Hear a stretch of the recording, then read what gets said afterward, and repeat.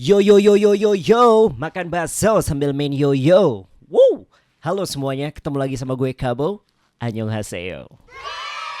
Yo semuanya, apa kabar nih? Seperti yang gue janjikan kemarin ya. Kemarin gue sempat reaction MV dari BTS yang terbaru dengan judulnya adalah Black Swan. That's right.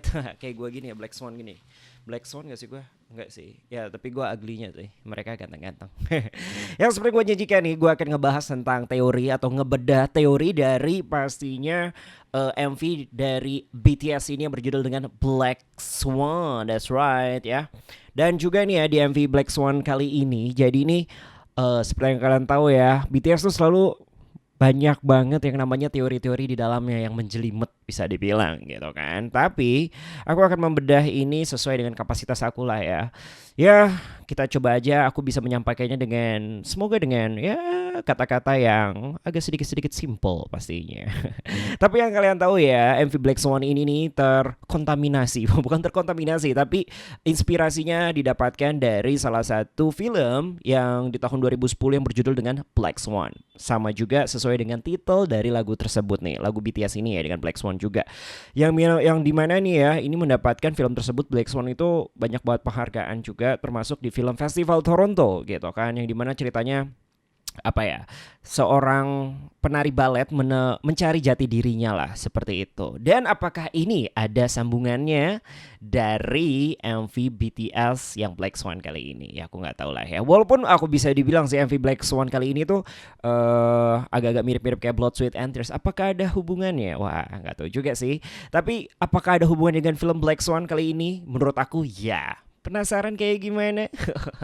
Aku juga penasaran. Kalau gitu langsung aja kita mulai nih dari membedah nih teori-teori dari MV BTS yang Black Swan. So are you ready? Ready? Tapi sebelum itu jangan lupa aku ingetin gak bosan-bosan untuk like, comment, dan juga subscribe.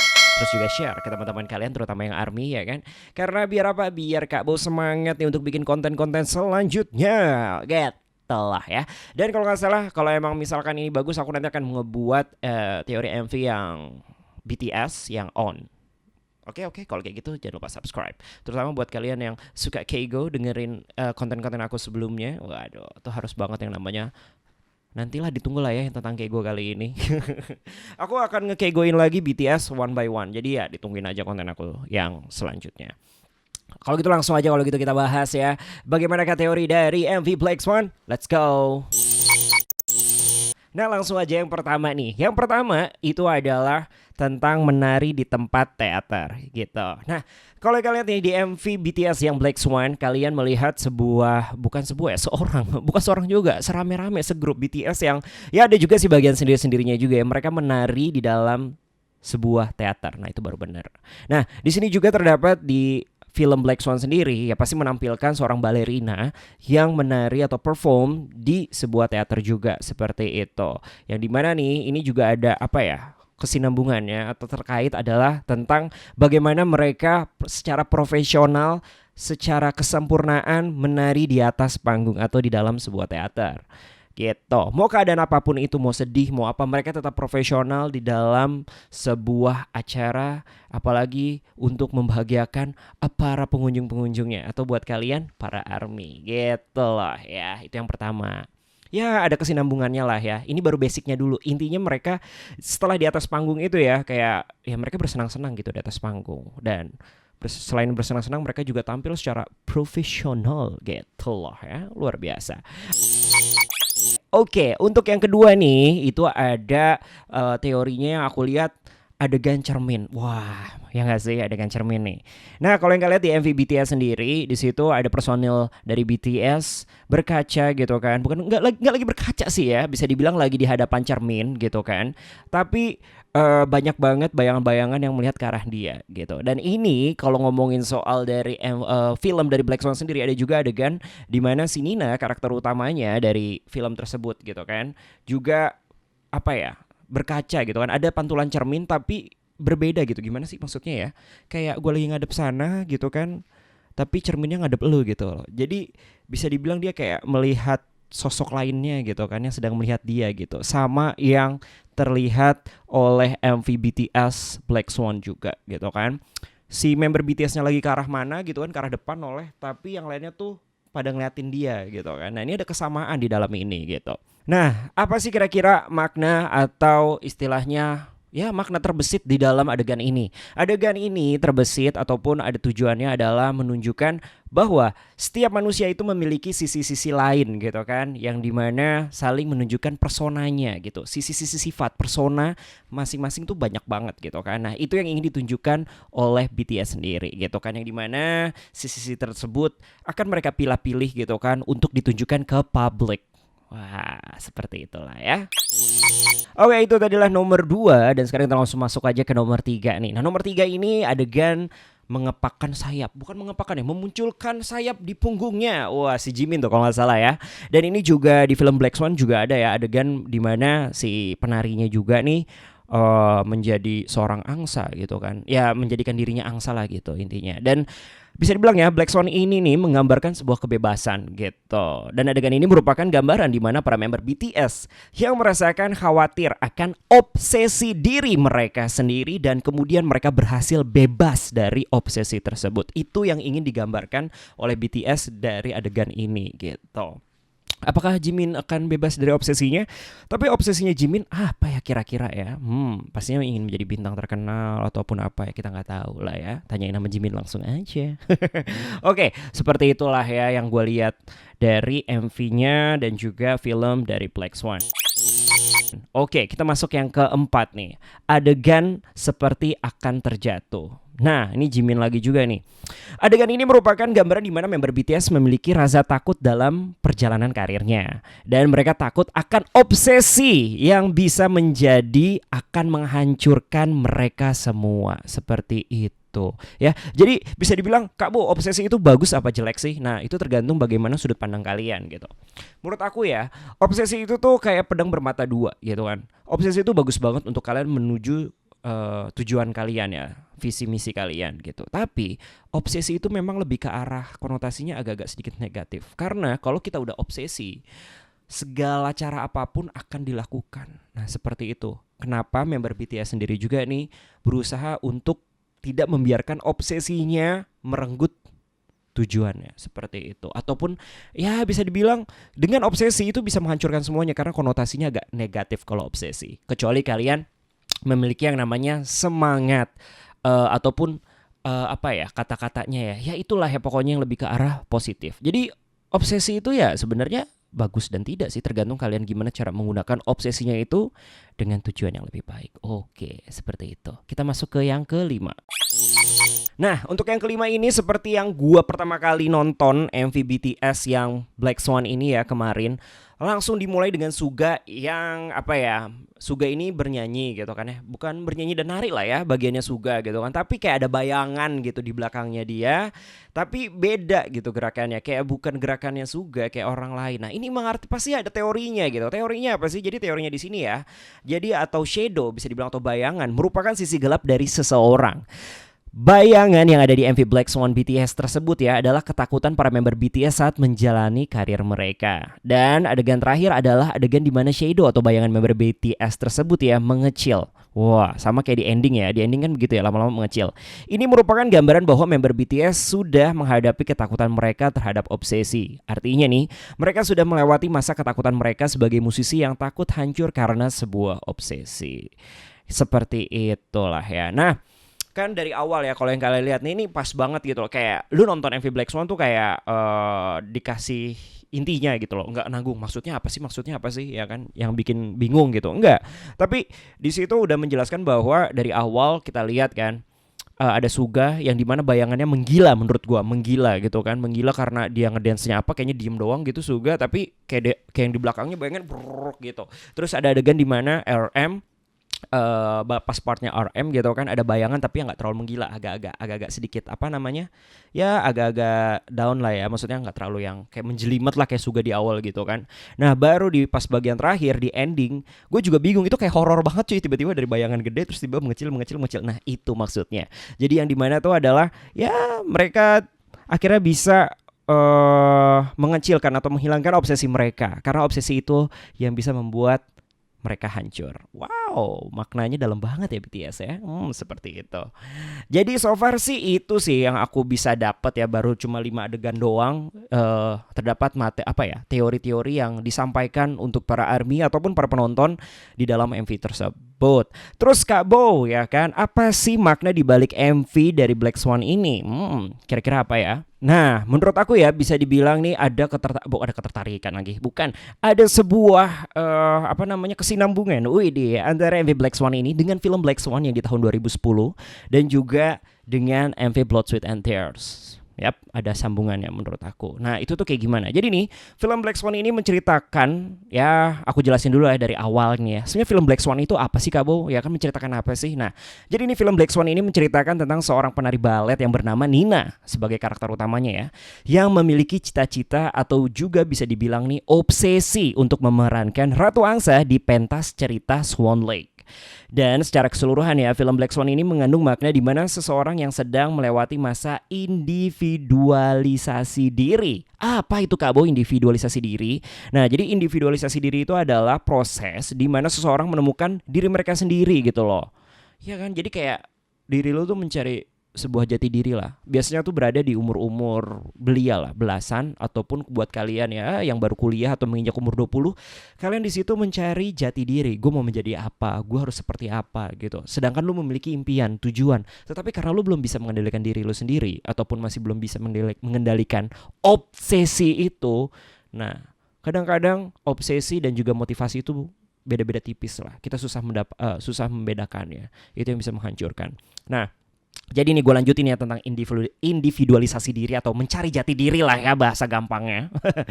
Jadi nih individualisasi diri itu atau pencarian jati diri itu adalah proses di mana seseorang menemukan diri mereka sendiri gitu. Nah, itu menurut Carl Jung. Jadi ini Carl Jung itu kalian tahu lah ya, itu adalah salah satu inspirasi dari BTS membuat album Map of the Soul. Bener kan? Bener dong. Nah, jadi ini beberapa proses pencarian jati diri ini ada yang namanya persona, shadow, ego, anima atau bisa dibilang disebut animus, dan juga the self atau diri mereka sendiri gitu.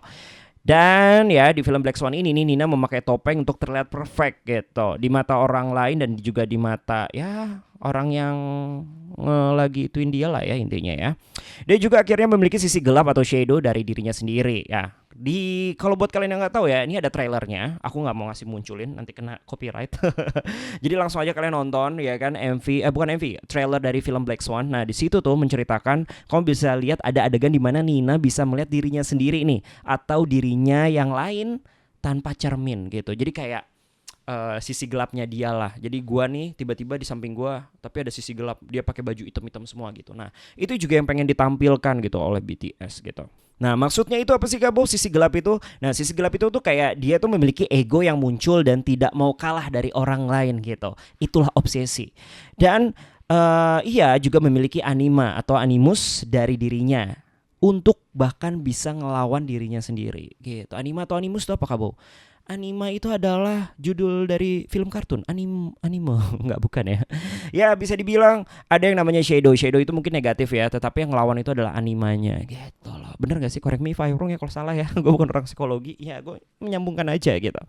Nah selanjutnya ya, hal ini juga sangat berhubungan dengan beberapa tema comeback BTS sebelumnya ya. Dimana di comeback sebelumnya nih yang selalu berhubungan dengan teori Carl Jung ya pastinya nih. Dan sekarang BTS juga menggunakan tema Map of the Soul seperti yang gue bilang tadi di awal, yang merupakan Journey to Myself. Journey to Myself, perjalanan untuk mencari diri sendiri, seperti itu. Dan perjalanan menuju ke diriku sendiri ini ya, secara tidak langsung BTS memakai tema seperti proses individualisasi diri atau pencarian jati diri yang merupakan proses di mana seseorang menemukan diri mereka ya. Terlebih mereka juga menggunakan kata-kata persona, shadow, dan juga ego gitu. Dan dengan tema ini secara tidak langsung BTS memberikan makna seperti ini. Langsung aja aku jabarin lagi. Yang pertama itu adalah bahwa sesuatu yang dimulai dengan obsesi akan berakhir dengan buruk. Ya, kita pun akhirnya lupa bahwa akan ada peristiwa buruk yang menimpa kita saat kita mengejar obsesi tersebut. Seperti yang aku bilang di awal lagi, obsesi itu kayak pedang bermata dua. Ada kadangnya kala itu berguna untuk kita untuk memacu diri kita, tetapi itu akan menghancurkan diri kita sendiri. Karena kita akan ada niat untuk menghalalkan segala cara, ataupun kita tidak bisa menggunakan logika sehat kita untuk mencapai tujuan-tujuan kita dengan obsesi. Sama kayak kamu misalkan terlalu obses dengan BTS. Paham kan maksud aku? Paham kan? You know what I mean? Kita boleh ngefans tapi jangan terlalu obsesi banget. Tapi ya sewajarnya. Paham kan? Nah, selanjutnya nih kedua nih, melalui comeback kali ini nih MV dari Shadow ini atau Black Swan ya. BTS menggambarkan dan menyampaikan kekhawatiran seseorang ketika mereka sedang melewati masa-masa kejayaan mereka gitu.